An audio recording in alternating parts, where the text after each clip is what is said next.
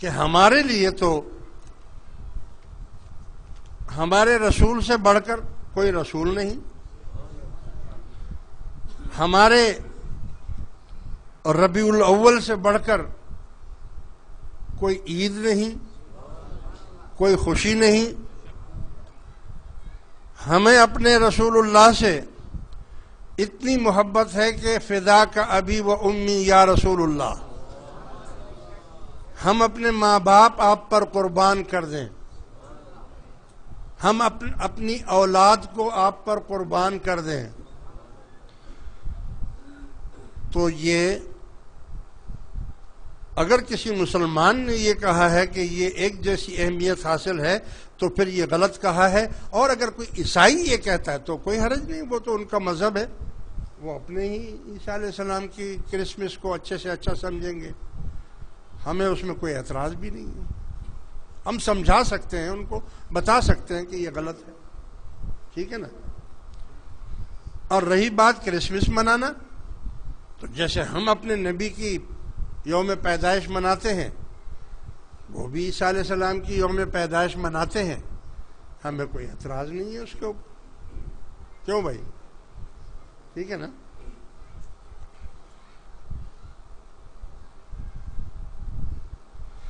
دوسرا سوال انہوں نے یہ لکھا کہ شیعہ سنی بھائی بھائی ہو سکتے ہیں یا نہیں؟ ارے بھائی، جس نے بھی کلمہ پڑھ لیا، جو بھی کلمہ گو ہے، کل مسلم اخوتم، تمام مسلمان بھائی ہیں۔ جس نے بھی کلمہ پڑھا، جو کلمے کا انکاری ہے وہ بھائی نہیں ہو سکتا۔ جس نے کلمہ پڑھ لیا اور وہ کلمے پر ایمان رکھتا ہے اور وہ اللہ کے رسول پر آخری نبی ہونے پر ایمان رکھتا ہے، باقی اختلافات فروعی اختلافات ہیں، وہ جس کا جو جی چاہے وہ کرے، لیکن کلمہ گو اگر ہے، وہ شیعہ ہو، دیوبندی ہو، بریلوی ہو، اہل حدیث ہو، جو بھی ہو، اگر ویسے نہیں تو بھائی سیاسی طور پر ہی بھائی بن جاؤ۔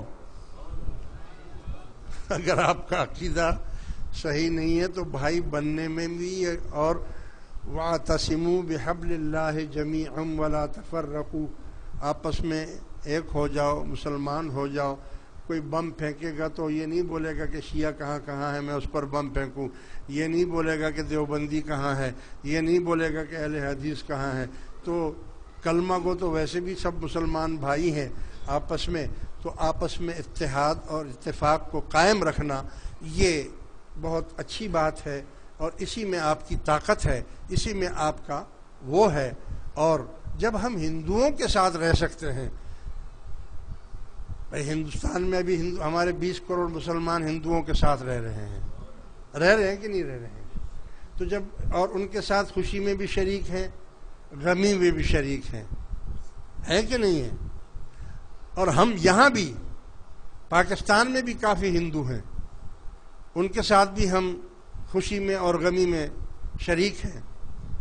وہ ہندو ہمارے اسکولوں میں پڑھتے ہیں، وہ ہندو ہمارے دفتروں میں نوکریاں کرتے ہیں، ان میں کچھ ڈاکٹر ہیں، ہے کہ نہیں ہے؟ تو جب ہم ان کے ساتھ بیٹھ سکتے ہیں، اٹھ سکتے ہیں، ملک کے لیے یکتانیت کر سکتے ہیں، تو وہ شیعہ نے آپ کا کیا بگاڑا ہے؟ اگر وہ جو اندر کی باتیں ہیں آپ اس کو اچھالنا شروع کر دیں، کیوں خواہ اچھال رہے ہیں؟ مت اچھالیں اس کو، وہ جو کرے گا وہ بھرے گا، جو کرے گا وہ بھرے گا۔ آپ اپنا عقیدہ درست رکھیں، اور آپ انسانیت کے ناطے سے ملک پاکستان میں ایک وحدت بنائیں، ایک توحید بنائیں، یکتائی کریں، اتفاق اور اتحاد قائم کریں۔ اس اتحاد میں آپ ہندو کو بھی لیں، اس میں آپ عیسائی کو بھی لیں، اس میں یہودی کو بھی لیں، مسلمان کو بھی لیں، شیعہ کو بھی لیں، اس میں اہل حدیث کو بھی لیں، اور اس میں آپ بریلوی کو بھی لیں. اپنی اپنی مسجدوں میں جو آپ کا عقیدہ ہے آپ اس سے چلیں. بھائی ہم آپ کو نہیں روکتے، آپ ہمیں نہ روکیں. ہمارا جو عقیدہ ہے ہم اس پہ رہنے دیں، مگر انسانیت کے ناطے سے آپ ہمارے بھائی ہیں. وہ آدم کی اولاد ہے نا، تو آدم کی اولاد ساری بھائی نہیں ہے. آپس میں ایک مشرک ہو گیا، ایک مسلمان ہو گیا، مگر بھائی سے ہونے سے تو انکار نہیں کر سکتے نا آپ. لہذا کسی سنی یا شیعہ کو اور اس قسم کی باتوں کو ہوا دینا یہ بھی شرارت میں سے ہے. اگر کوئی ایسی ہوائیں دیتا ہے تو وہ شیطان کے بھائی ہیں.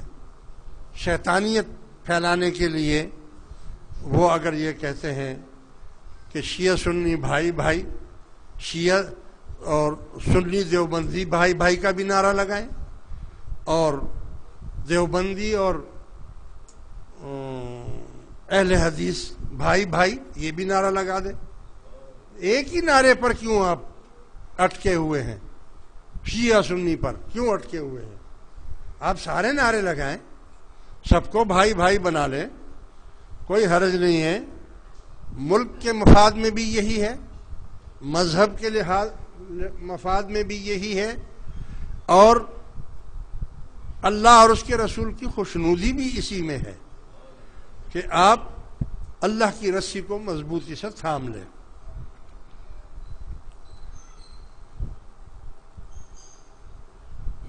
اس پر تو میں نے روشنی ڈال دی. حضرت صدیق اکبر رضی اللہ تعالی عنہ کیا سیاسی خلیفہ تھے یا روحانی خلیفہ اول بھی تھے؟ اور جو آدمی صرف خلیفہ سیاسی کہے اس کے بارے میں روشنی ڈالے. بھائی یہ کیسی بیوقوفی کی بات کر دی. حضرت ابو بکر صدیق رضی اللہ تعالی عنہ حضور علیہ الصلوۃ والسلام کی کاپی ہیں. رسول اللہ صلی اللہ علیہ وسلم جو دین لے کر آئے وہ مکمل ضابطہ حیات ہے. اسلام ایک مکمل ضابطہ حیات ہے جس میں ظاہری علوم بھی ہیں، باطنی علوم بھی ہیں، حکمت بھی ہے، اس میں سیاست بھی ہے، اس میں مالی تقسیم بھی ہے. کون سی ایسی چیز ہے جو اسلام میں موجود نہیں؟ لہذا ابو بکر صدیق رضی اللہ تعالی عنہ بھی سیاسی بھی ہیں، شرعی بھی ہیں، روحانی بھی ہیں، اور ہر قسم کے خلیفہ اول ہیں. عمر فاروق بھی، عثمان غنی بھی، حضرت علی کرم اللہ وجہہ بھی. یہ کس نے آپ کو بول دیا کہ اسلام میں سیاست نہیں ہے؟ اسلام میں سیاست موجود ہے.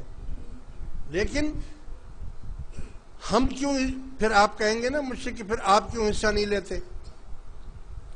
ہم اس لیے سیاست میں حصہ نہیں لیتے کہ وہ سیاست جو ان کی تھی وہ رہی نہیں. اب گٹر میں پتھر مارنے والی بات ہے. اب جو سیاست ہے وہ گندی سیاست بن گئی ہے، اسلامی سیاست ابھی بھی نہیں ہے. جس دن اسلامی سیاست بن جائے گی ہم بھی اس میں حصہ لے لیں گے.